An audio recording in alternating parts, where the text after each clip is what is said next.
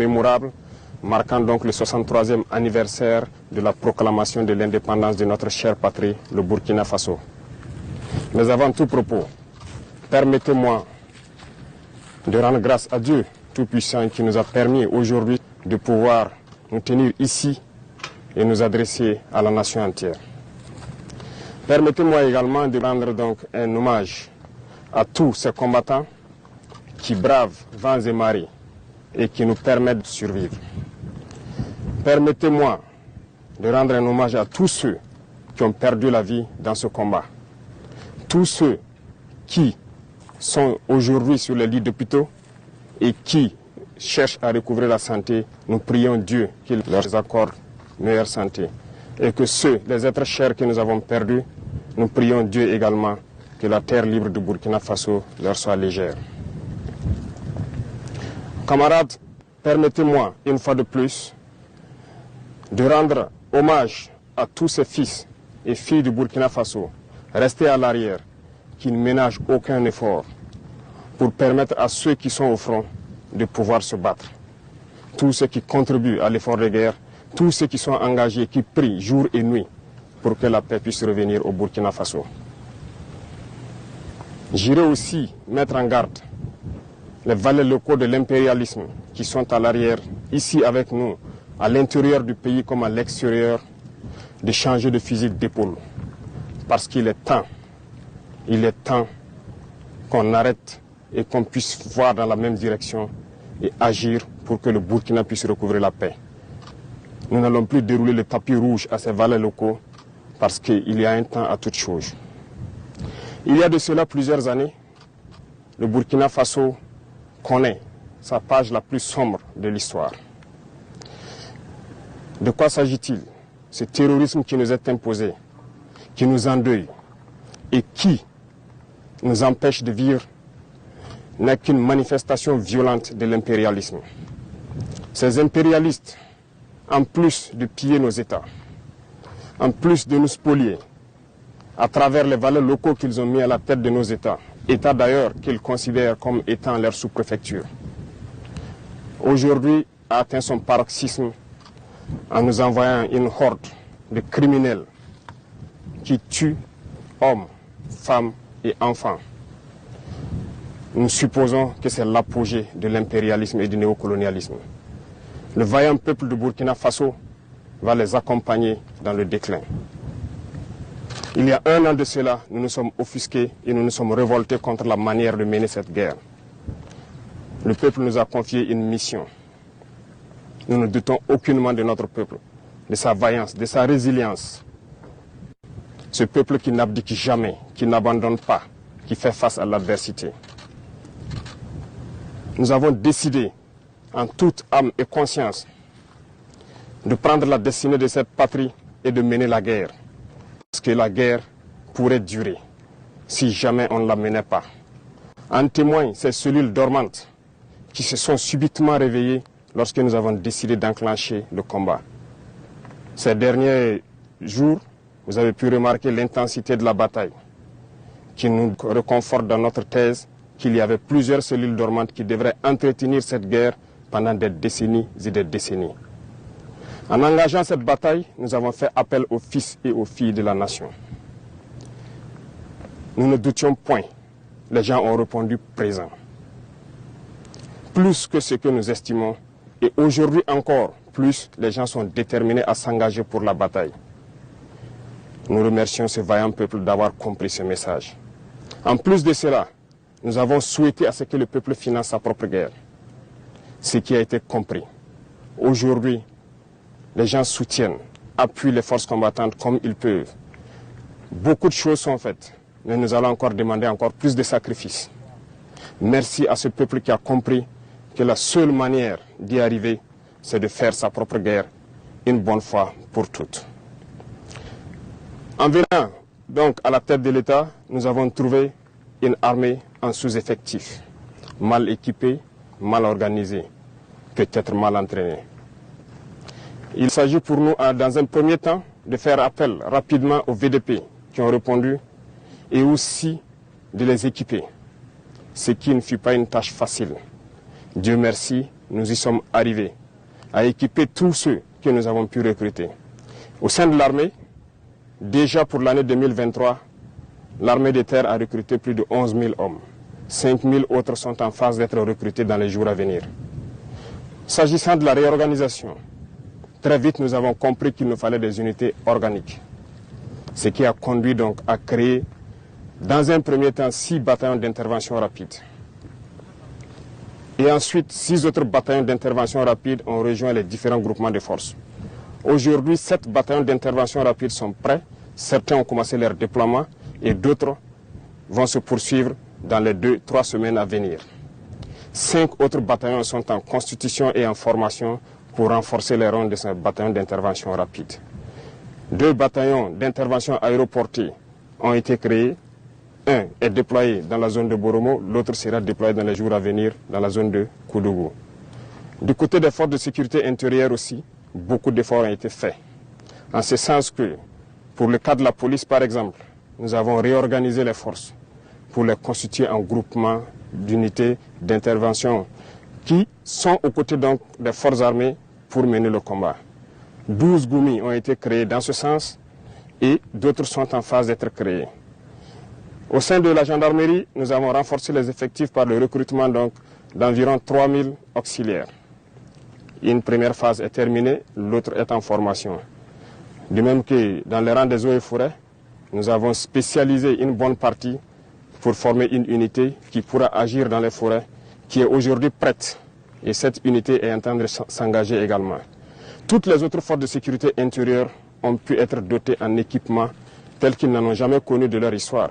Mais ce n'est que le début, parce que nous continuerons à les équiper et à monter en puissance. Du côté de l'armée de l'air, il a fallu à un moment donné revoir donc notre potentiel aérien. Aujourd'hui, nous pouvons dire fièrement que le Burkina Faso est doté d'appareils de dernière génération qui nous permettent de scruter donc notre territoire à partir des cieux, ce qui nous permet d'engranger un certain nombre de résultats. Les terroristes peuvent aujourd'hui se déplacer d'un point A à un point B, peut-être mener des attaques, mais ne repartiront pas sains et saufs, parce que nous les suivons, nous les traquons jusque dans leur dernière demeure. Il est encore temps pour ceux-là qui ont été trompés, qui se sont engagés dans cette bataille, de déposer les armes. Parce que viendra un moment où il ne sera plus possible de déposer les armes. Tous ces bataillons qui sont en train de se déployer, du matériel est encore en cours de route dans les 2-3 semaines à venir. Et lorsque tout cela sera réuni et que tous ces bataillons auront rejoint leur emplacement, cette phase de développement de la guerre tant attendue, les choses sérieuses pourront commencer. Je lance encore un appel à ces égarés qu'il est encore temps de déposer les armes. Parce que viendra un moment, on le répète encore, il ne sera plus possible. Le Burkina Faso a décidé de se battre et nous nous battrons jusqu'à la victoire finale. Pour l'équipement, nous avons fait beaucoup d'efforts avec donc la compréhension de ce peuple qui a accepté de se sacrifier. Aujourd'hui, les unités sont équipées et ça continue de s'accroître parce que nous voulons d'une armée professionnelle, une armée qui va défendre le Burkina Faso à l'intérieur de ses frontières, même au-delà, mais pour l'intérêt du peuple burkinabé. Les efforts continuent et nous allons continuer à renforcer les rangs pour que plus jamais ces situations sombres que nous avons connues ne puissent survenir à l'avenir avec nos enfants, nos petits-enfants. Pour accompagner tout cela, il a fallu aussi, du côté de la santé, augmenter donc la capacité de nos plateaux techniques des différents hôpitaux et de certains CMA qui appuient les forces de défense et de sécurité lorsqu'il y a des évacuations de blessés. Ça nous a permis d'acquérir un certain nombre d'appareillages et aussi l'ambition pour nous, c'est de construire des hôpitaux modernes pour permettre à nos infirmiers, à nos médecins d'exprimer tout leur potentiel.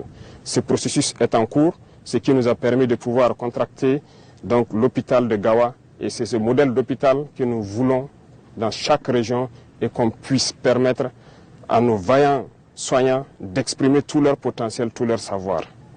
Aussi dans ce volet de santé, cette épidémie de la dengue. Épidémie de la dengue qui a fait beaucoup de victimes dans nos rangs. Beaucoup ont perdu des êtres chers. Toutes nos condoléances aux familles qui ont été touchées par cette épidémie. Mais cela nous rappelle quelque chose.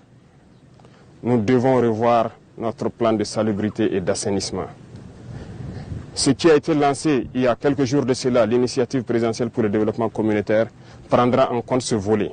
Et j'invite donc toutes les populations à se mobiliser pour que nous puissions assainir notre milieu. Dans le domaine de l'agriculture, nous avons décidé de nous fixer une mission d'atteindre l'autosuffisance alimentaire. En 2024, c'est un défi. Pour 2023, nous avons lancé l'initiative présidentielle donc, pour l'autosuffisance alimentaire et la souveraineté alimentaire. Il s'agit pour nous d'emblaver un certain nombre de superficies, de donner des intrants à des producteurs, des semences améliorées produites donc par nos chercheurs sur place. Ce qui, aujourd'hui, on peut dire est une satisfaction parce que les résultats sont au-delà de ce que nous avions espéré. Ce qui témoigne encore que nous avons de bonnes terres, nous avons de braves hommes qui savent donc travailler la terre et nourrir les Burkinabés. Ça nous encourage à lancer un autre défi pour 2024. Des engins tels que des tracteurs ont été commandés dans le cadre de l'initiative. Les chercheurs ont été renforcés et on continue de les renforcer pour trouver les semences adéquates. Et aussi ce qui nous a conduit à ouvrir l'usine de Coupéla en août dernier pour fabriquer les intrants sur place. L'engrais est produit et pour pouvoir baisser le coût de l'engrais au profit donc de nos producteurs. Dans le même sens, il y a donc l'offensive agricole qui a été lancée par le ministère de l'Agriculture récemment et ça se poursuit dans toutes les régions du Burkina Faso. J'invite donc les populations des différents villages à s'impliquer, à aménager tout ce qui est bas-fond, toutes les terres cultivables. Et nous mettrons tout en œuvre pour les accompagner pour qu'on puisse produire au maximum dans cette saison qui arrive. La contre-saison est également lancée dans les points où il y a des eaux de surface. Et l'accompagnement est fait à travers donc des semences améliorées produites par nos chercheurs d'un certain nombre de spéculations qui ont déjà été dotées à certains producteurs. On ne pourra pas parler d'agriculture sans parler donc du développement de l'agroalimentaire. Nous sommes en train d'encourager actuellement donc tous nos importateurs et tous nos opérateurs économiques à se lancer dans la production, dans la transformation. Beaucoup d'usines verront le jour pour que un certain nombre de produits alimentaires soient produits au Burkina, transformés au Burkina et consommés au Burkina Faso. Et pourquoi pas exporter. C'est un défi que nous nous sommes lancés et nous comptons sur cette brave population pour nous accompagner à pouvoir réaliser ces défis. C'est en ce sens que nous pourrons donner beaucoup d'emplois donc à des jeunes qui sont formés, qui malheureusement n'arrivent pas à exprimer leur talent parce qu'il n'y a pas d'espace qui leur est offert. Dans le même sens, le ministère de la Jeunesse a été instruit de mettre un accent sur la formation professionnelle. Cette mutation est en cours en fédérant donc toutes les écoles et tous les centres de formation professionnelle pour que nous ayons une meilleure vue de la formation donnée et de ce dont nous avons besoin pour le développement de notre chère patrie. Camarades, parlant donc du développement du commerce, et comme vous l'avez suivi la dernière fois, il s'est agi pour nous de faire donc une analyse de notre situation économique. Et à l'issue de cette analyse, nous nous sommes rendus compte qu'il fallait prendre un certain nombre de mesures. Et nous avons dit à compter de janvier, un certain nombre de mesures seront prises. Pas pour mettre la pression ou pour empêcher certains d'exercer leurs fonctions, mais c'est pour le bonheur du Burkina Faso. Il faut que nous créions la richesse, que nous puissions employer nos jeunes. C'est dans ce sens que nous allons développer le commerce interne. Nos commerçants qui quittent les villes vers les campagnes, nous allons encourager à ce que ces produits qui partent vers nos campagnes soient produits au Burkina Faso. Donc, nous invitons tout un chacun à prendre cette donnée et à mûrir les projets nécessaires pour que, en 2024, nous puissions donc atteindre cet objectif-là. Sur le volet donc de la coopération, un bon nombre de partenaires ont refusé de nous accompagner, de nous aider à acquérir le minimum d'équipements. Jusqu'au jour d'aujourd'hui, certains équipements dont nous avons payé des avances auprès de certains pays qui sont favorables à nous les livrer, les licences ont été bloquées par d'autres États impérialistes qui n'ont aucun intérêt à ce que nous puissions évoluer dans notre guerre. Par contre, plusieurs autres États ont accepté d'ouvrir leurs portes. C'est le lieu pour moi donc de les saluer et de les remercier pour leur engagement aux côtés du Burkina Faso dans cette lutte. Ici en Afrique, nous avons jugé nécessaire de nous mettre ensemble, surtout au Sahel, parce que nous ne pourrons rien faire sans union. ce qui a mené donc à la création de l'Alliance des États du Sahel. Une alliance de défense a priori, mais qui évoluera vers une alliance économique et bien plus. L'AES est un espace qui est aujourd'hui victime de terrorisme barbare, violent. Mais aujourd'hui, nous avons compris et les peuples ont compris qu'il faille s'unir. Et nous invitons tous les autres Africains, tous ces peuples brimés, à pouvoir s'unir pour faire face à l'adversité. Nous défendrons l'espace de l'AES comme si nous défendons nos propres terres ici. Parce que nous avons décidé de nous unir avec nos pays frères du Mali, du Niger, pour en faire de nos espaces un seul espace. Aller et venir, commercer et défendre, ramener la paix, la prospérité, la sécurité. Parce que nos peuples ont droit au bonheur. L'Eldorado dont nos peuples rêvent, nous pouvons le créer ici. Et nous avons confiance en ce peuple. M'adressant donc aux travailleurs qui ont déjà consenti beaucoup d'efforts pour le Burkina Faso, je vais encore vous demander plus d'efforts en 2024. Il y aura certaines mesures qui seront prises pour encore accentuer sur la contribution à l'effort de guerre. Ça va toucher les travailleurs du public et du privé et aussi les entreprises sur leur intérêt brut. Le taux sera fixé, mais cela doit nous permettre de pouvoir augmenter premièrement la prime de nos vaillants VDP d'au moins 35% et aussi de les assurer une certaine assurance vie, de sorte que lorsqu'ils sont blessés ou lorsqu'ils tombent au champ d'honneur, que la prise en charge soit meilleure que ce que nous connaissons. Donc, il y aura plus de sacrifices qui doivent être consentis à l'endroit donc de ces vaillantes populations qui ont accepté de répondre et qui se battent jour et nuit sur le terrain. C'est le lieu pour moi de les rendre encore hommage pour leur contribution, pour leur accompagnement donc des différentes forces sur le terrain. Merci à vous. Je ne saurais terminer mon propos sans remercier toutes ces forces combattantes qui se battent sur le terrain jour et nuit pour que nous, à l'arrière, nous puissions vaquer à nos occupations. Remercier donc tous ces travailleurs, commerçants, paysans et éleveurs qui se battent aussi et qui contribuent à ce que nous puissions mener cette guerre et libérer nos terres. Vive le Burkina Faso, la patrie ou la mort, nous vaincrons.